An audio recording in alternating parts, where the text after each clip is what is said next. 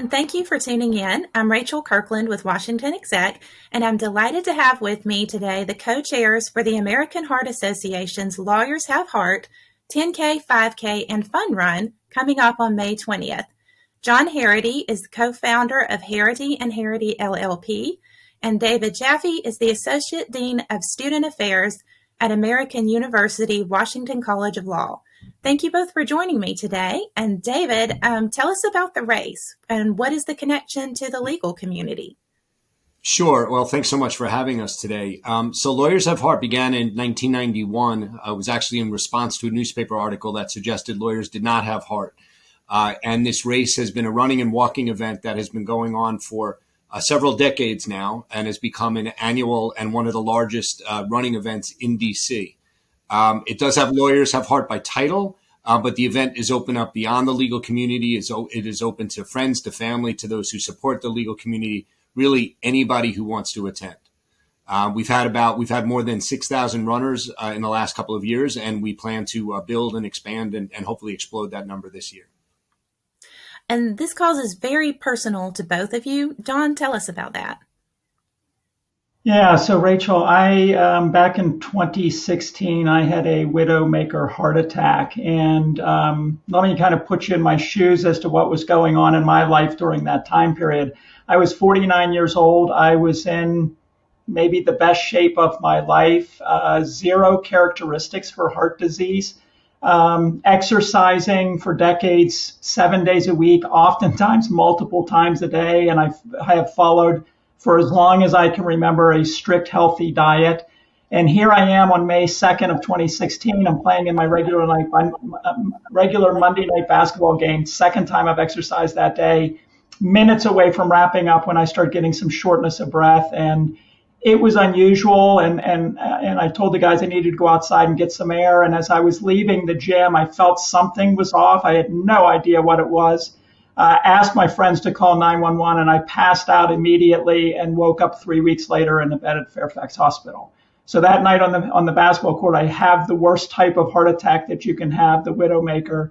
And luckily, my friends, James Bennon, Rocky Burnson, were brave enough to act that night. Within seconds, they called 911. And seconds after that, they were performing CPR on me, and that saved my life. At the hospital, things got a lot worse for me.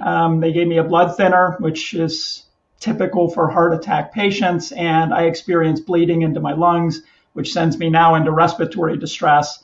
The doctor said the odds of me making it through those first couple of days were 1,000,000 to 1. I mean, my wife was told, he is not going to make it. Whoever you think wants to see him needs to get to the hospital immediately before he passes. And luckily, my body healed during those 3 weeks, not completely, but enough that they weaned me off of whatever medication that was keeping me under. And to kind of tell you what it was like when I woke up, Rachel, I'm hopped up on fentanyl that's playing with my mind. I've got tubes down my throat, so I can't speak. And to add to my enjoyment, I'm paralyzed because I haven't moved for 3 weeks. So I could not move my arms or legs slightly. And that was probably the most difficult part. I was in intensive care for 8 weeks and 2 weeks in rehab. And during that time that I was in intensive care, I was scheduled to run Lawyers Have Heart that year. I had already signed up. I was ready to do it. Obviously could not do it during that time, but I was confident that once I got out of rehab and learned how to walk again, that Lawyers Have Heart was going to be my first race, and I did that in 2017. Well, I'm so glad that you are here today to be able to tell us about this. And David, you have a personal aspect of this as well. I do, Rachel, slightly different. I mean, John's story is profound, and the number of individuals we hope and believe we're helping through the fundraising. Individuals with stories like John are just incredible every time we hear a mission moment or another a successful recovery. I come at this from a slightly different angle. My family has a history of depression. My work as Dean of Students at the Washington College of Law over the years has had me counsel scores, probably thousands of students over the years who are dealing with mental health issues preceding law school and then maybe compounded at law school.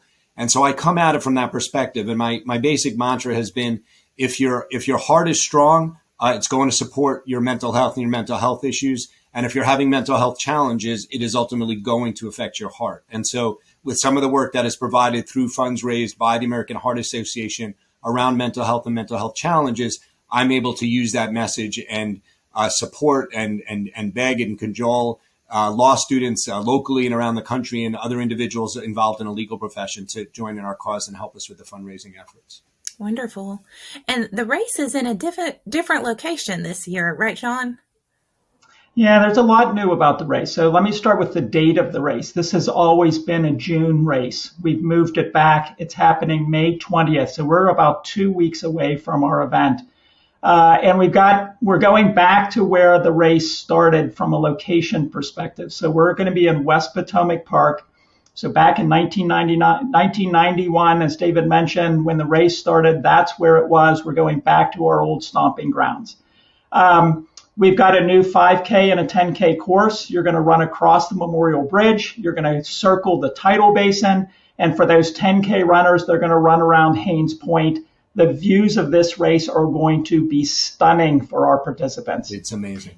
And one of the things that David and I did, I don't know our participants know about this, is that we scheduled beautiful weather. It's going to be hopefully going to be great weather that morning, nice and cool, and then warmer after we all finish. And we do have at West Potomac Park, we have much larger space. We were really confined there in Georgetown, which is where we used to be. We've got a lot of space now, and which allows us to do a lot more activities for our participants, for their kids, for their four-legged friends that they bring out. So we've got things like a kids' fun area. We've got a puppy zone. We've got a beer garden for those. I'm not a drinker, but for those who want to drink at 8 o'clock in the morning, we'll have the opportunity for you to do that. We've got a Jumbotron. We've got numerous sponsored tents and interactive areas where people can learn how to do hands-only CPR. Saved my life. Everyone should learn how to do that. They can pay tribute to their loved ones, and they can take team photos. It's going to be a must-attend event, Rachel. Yeah, and I would add real quick, we're kind of let this secret out. We plan to have music along the routes, and we've been kind of thinking about the throwback to when this race started. And so for those of you who are running, we hope you'll be able to pay attention, enjoy kind of music from the decades. Fantastic. And there is supposed to be a virtual component once again this year. Is that correct? Yeah. So one of the perhaps few blessings of the pandemic was, we had to pivot the year that the pandemic hit us, and we'd been virtual at the time. Of course, we've returned to in person, but we've been able to maintain this virtual component. And indeed, over the last couple of years, we have had runners not only from throughout the United States, but around the world. We've had folks tweeting in, registering and sending photos from England, Croatia, from Spain, from South Africa, Japan, Turkey, Chile. And we continue to get word out and invite folks to join us from wherever they are and to support this cause. So how can people get involved? Yeah, Rachel, here's the reality, right? Heart disease is the number one killer on the planet. And the odds are just in favor that everyone is going to be somehow affected by this disease, either personally, through a family member, friend, or coworker. It's coming for all of us. And so join the fight now. And one of the things that you can do is register to participate in Lawyers Have Heart. The URL is lawyershaveheartdc.org. You can also donate at that same website. Those monies go to the research that the American Heart Association is doing to help someday hopefully eliminate this disease. And then tell your family, tell your friends, tell your coworkers, bring everyone you know. And one of the people on my team, just to give you an idea that everyone can participate in this, Mrs. Kokalis, back from my hometown, 98 years old, will be with her walker walking for Team Harrity for our Lawyers Have Heart event.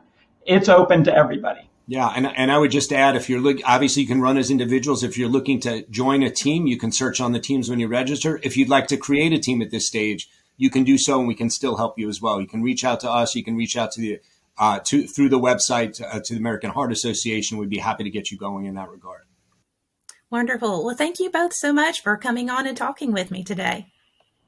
Thank you so much, Rachel. Appreciate it.